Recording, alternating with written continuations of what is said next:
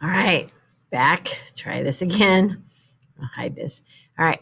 So this is a great way to outline your roll of the die. You have 6 options. 1 through 6 can get the first time, 1 through 6 a second, and you fill in the sums in the table. Notice there's 36 possible outcomes. How could I have gotten that with the multiplication principles? 6 options times 6 options is 36 outcomes. Okay. This table will come in handy quite a bit because, let's see, I'm going to have to move over here for this next part, I think. Okay, there we go.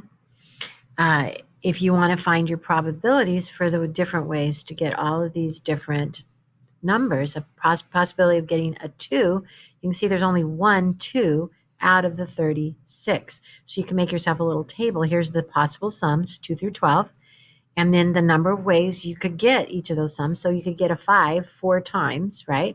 So over here in the table, you'll see 4 out of 36, which reduces to 1/9. Always reduce your fractions. Yes, you got to remember how to do that. Okay. All right. There's another concept that you read about, and that is sampling with replacement.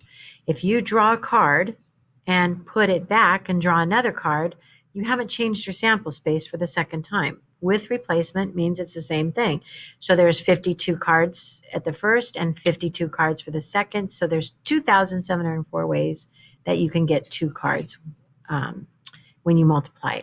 Okay. But without replacement, this is where you draw a card and leave it out of the deck. Like when you guys come in to get your seating chart, okay, your new seats, you keep your card with you. So the next person, there's less cards for them to draw from, right? So now it becomes 52 for the first still, but then one's left out. So the second option is 51. And now there's 2,652 ways you could draw 2 cards with replacement. Okay. So let's go into some notation and the rules. P of A, like I already said, this means probability of A happening, of getting that outcome A. Probability of A or B happening means that you either get A or you get B. Either one of them can happen, okay? And its notation is this little U symbol here. Probability of A union B is how it's read. This is the union symbol. And it just means probability of getting A or B to happen, okay? All that's in A or all that is in B, okay? Another thing we talked about, probability goes between 0 and 1 of any event occurring, okay? Now, this is the other symbol notation, or a formula, and this one is on your blue sheet, pink sheet that you get to use. What this is stating is that the probability of A or B happening, okay, is that A and B, you're going to add, so the union here, okay, that means you're getting everything there, but you have to subtract out any intersections because they would have been counted twice. Okay, we'll talk more about this next week when I'm back, but if you did a Venn diagram, you could see event A and event B, and if they have anything in common, when you're adding up the chances of A and the chances of B, you've added up their intersections twice. So I tried to give an example here.